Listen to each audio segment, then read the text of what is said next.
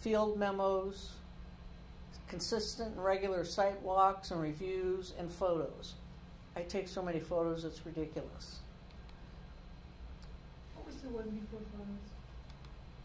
photos? Consistent and regular site walks.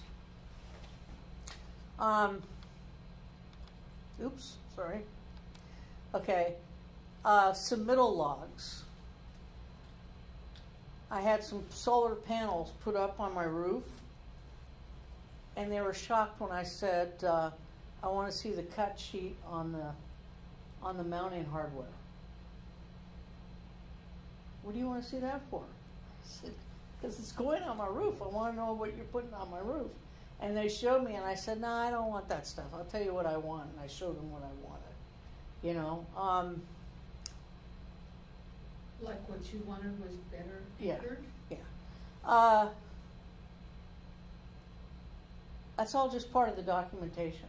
So you know what you're getting. Change order logs, that's where you keep track of change orders. RFI logs, where you keep track of the requests for informations. And change directives. Those are directives that typically come from the architect or from the owner that says, you will do this or make this change, and of course you're going to have to pay for it. So this is It's hard to see your letters. Yeah, it is. It's not very well printed. This is, see where I said project look ahead, where I said that earlier? You can point with the razor. Oh, that's right. Where is it? There it is. Look ahead. On a larger project, I'm sorry, it's blurry. It's just not a very good print. I have old glasses too. But what they have here is work description. That's what that says. In this column, they say, for one thing, HVAC rough-in. Rough electrical is the top line. Fire sprinkler, rough-in. These are the various tasks. The next column names the subcontractor who's going to be doing it. And then it goes the week of this, the week of that, the week of that, and the week of that. So you know what to expect in the next 4 weeks of construction. And at each weekly meeting, they bring that updated. So it rolls. It keeps rolling. You also have the master schedule, which is this huge document that, you know, but this is a nice 8.5 by 11 snapshot of the next 3 to 4 weeks. What does rough-in mean? Rough-in means when you, see, that's this electrical light here, that's a finish. But before they put that in, they roughed in all the wiring and the boxes and all the hangers for it. The preliminary stuff is Yeah, all the backup hardware for it that you don't really see. like you could later change and have 5 different kinds of lights up there. Right. But you still need that basic input Right. to get it to be the output. Right. The sprinkler rough-ins would be probably putting the piping up, which is all behind that suspended ceiling. So that's a really good tool. And how do they determine the order of entry? Well, that's their means of method, or how to list it on there? Yes, like, you know, Well, that's up to them. It doesn't matter, really. I guess to be, so it extends out, makes some kind of sense, I guess. I don't know the answer to that. It looks like they're just, it doesn't matter, it's not in any specific order on when they're doing it, it's the day that they're actually doing it, when the X is. So on Monday, they know that, you know, the HVAC, the sprinkler system, and the ceilings are going in. All right. Was that your question? Yeah. As far as the order? Yeah. So that's everyone that's working on Monday. And then, so the what is it, item 5, that's not gonna get started till Friday, so no one's gonna be there doing that exterior wall. Yeah, there you go. Yeah, so that's kind of the order of, Here's, oops, sorry. If you're getting bids for a project, like in the past, I've done some remodeling projects, and I always had a GC because I couldn't even get the subs there to rebid, and I thought they're all gonna just run away if I try to run it myself. But I would have them bid the job and all the rough materials, and then I would just buy the finished materials. Is that a strategy that's working? Yeah, a lot of people do that. Because I found that otherwise it was very hard to know what you're getting because they give you a budget.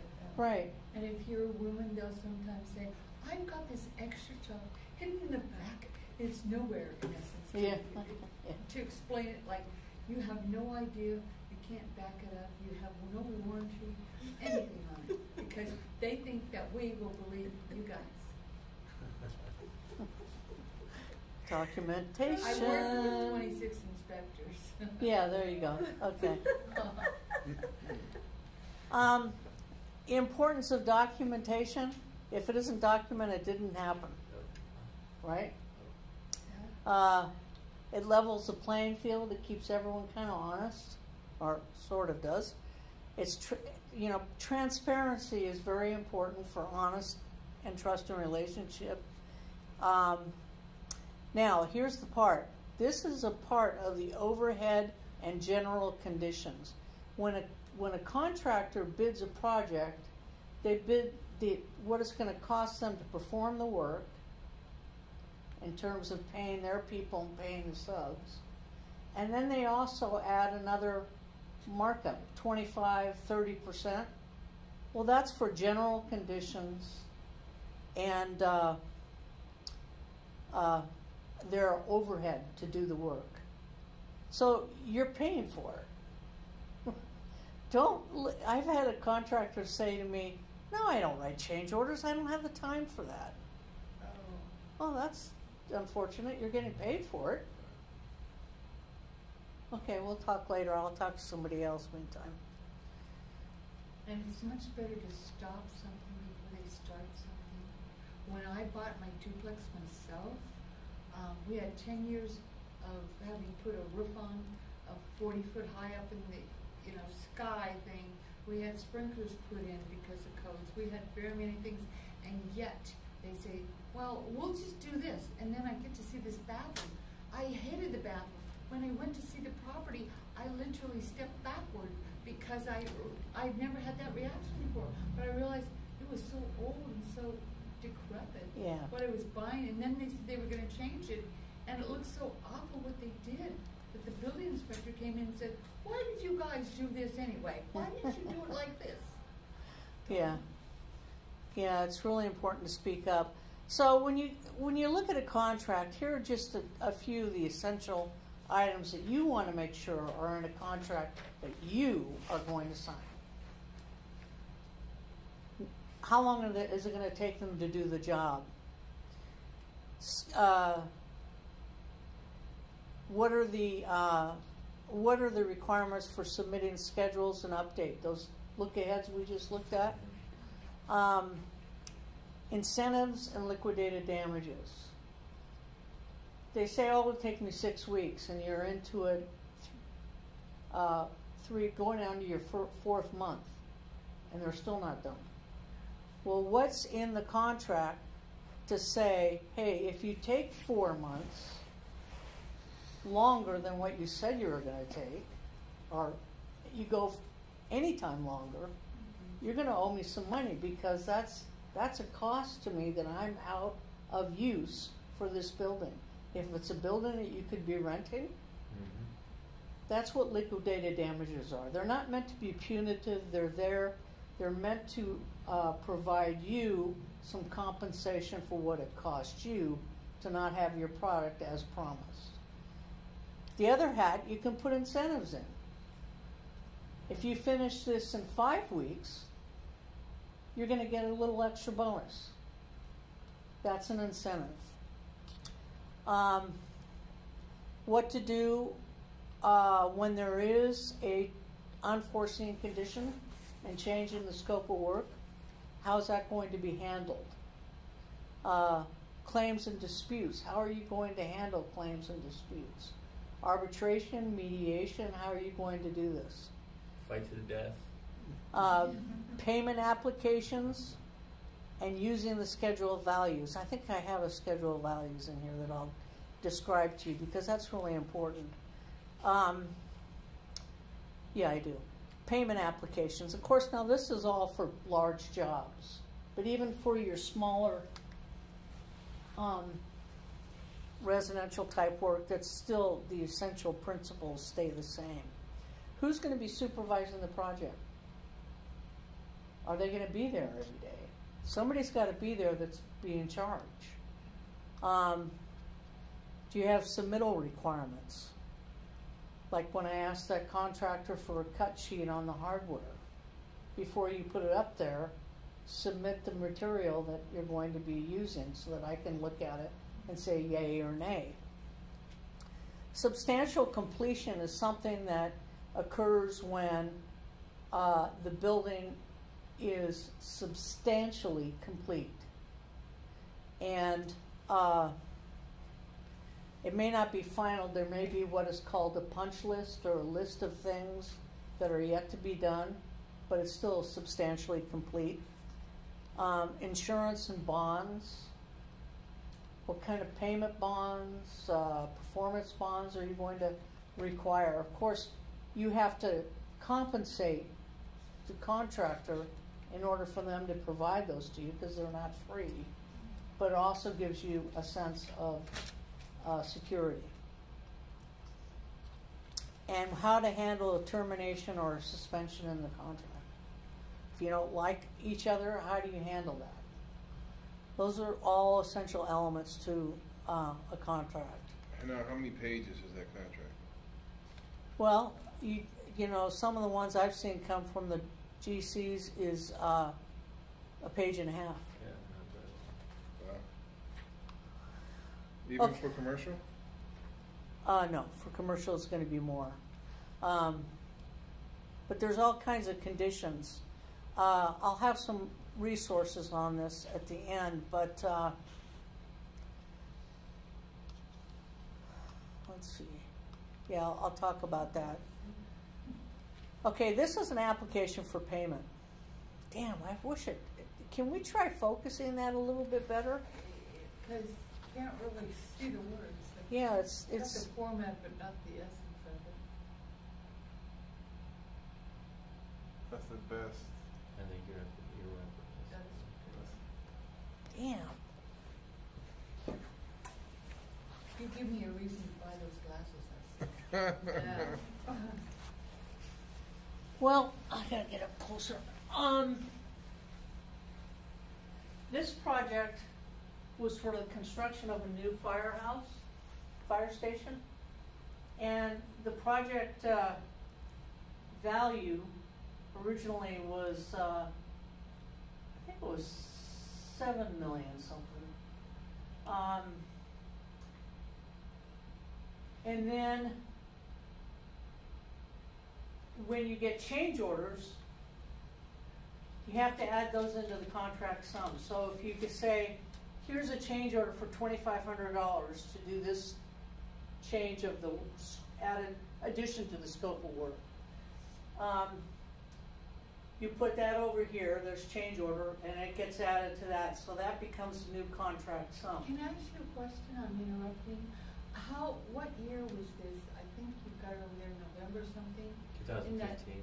2015. 16. Oh, okay. At the So bottom it's it not, says 16. it's not really dated. Well, Yeah, signature. I don't know, one of those Okay. two. Here. That's the contract date, and then then Yeah. it was executed on. Oh, excellent. I was wondering how valid this is to now. It's valid. Okay, it's valid. Yeah. This is an AIA document.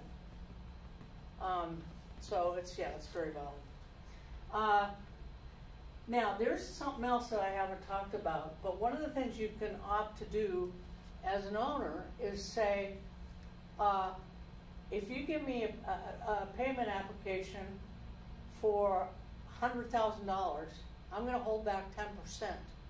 I'm going to retain 10% of that amount and put it in a fund into an account where you get interest for it and I get interest for it. You know, it's shared. Or you can just say you get the interest for it because it's your money. But what that does is that gives the owner a little bit of money each time they put out money that they release at the very end when you've obtained substantial completion. Then you can release those retained funds. That's just more leverage on the part of the owner.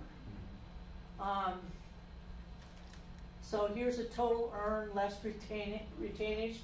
So the retainage, I think, on this was about $130,000. This is payment application number something, I don't know. And then this is what they're asking to be paid here, which I think was $145,000. And so it's all calculated out. So when this substantial completion, does it go by percentage of work done or types or both of those? In that, let's say map, mechanical, architectural, it's all together. Is all done? Yeah, whatever it Like takes to complete the project, all the trades. Okay, but what I'm asking is like, is it at 80% that is completed, or do they go by values of money? And Well, let me show you on the next page here. I was wondering if there was a standard criteria for substantially complete. No, it's just, is it a certain percentage? No. Or is it like a It's when it's substantially complete and there's a limited amount of things you gotta go back and correct. Like you've got a paint holiday here, or you're missing handle here, you Would know. all the inspections be done at that point? Pretty much, yeah. Except for maybe the final inspection. Okay, so this is called the schedule of values. And I'm really sorry the print is so bad. It's as good as our city government council gives us. So these are tasks. So cast and place concrete footings. That's one part that has to be done, right? So this conversely could become a task, a line item in the actual schedule, right? Notice it's called schedule of values versus schedule. And then they have the cost for doing concrete footings for this project was $135,000. As of their last previous request, they were 100% complete with that. So the payment that was requested previously, the total was $136,000. So they got that full amount. Hang on a second. Okay. In this payment request, they're not asking for anything. Right. Zero. So zero. Earned to date 100%. $136,000. Balance to finish, zero. Zero. Per, oh, last column, very important. Retention.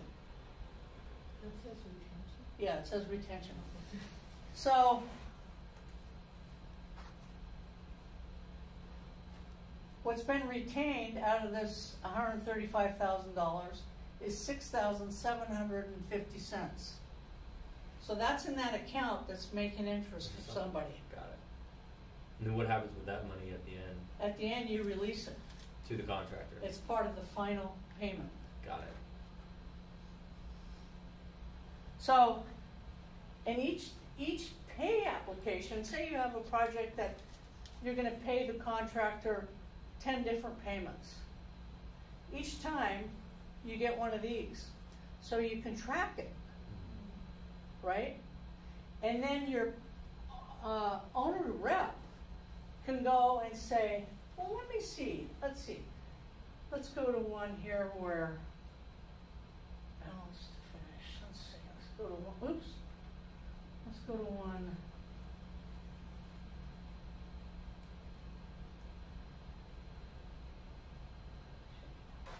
I'm going to go to the next page. If there is a next page, almost done. Okay. What's going to change? Here's something that's 0. Previous request 0. Finished carpentry. Okay, that's not done because that's going to be done at the end of the project. Structural steel framing. Let's see. 80%. I think that's what that says. Previous request, but they're not asking for anything now.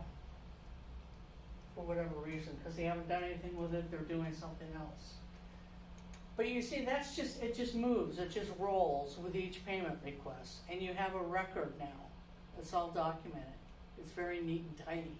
And your inspector can go look at something and go, let's look at this. Is this really 80%? The steel framing? Is that really 80% complete? Is that, you know, and that's where the inspector, they get the draft application for payment, and they'll go, yeah, that's 80%. No, I think it's more like 70% or 65%. And they go back to the contractor and say, I think we have a difference of opinion here. I've heard with general contractors, you pay like a third in the beginning, a third. Don't do none of that? Don't do that. Okay. A third of 100 is usually a profit. That's And you what, can walk away with a profit for doing that. Okay, let me tell you why you don't do that. There's a new law, actually, that passed within the last 8 years or so that says when you hire a contractor, you cannot pay them up front any more than 10% or 1,000.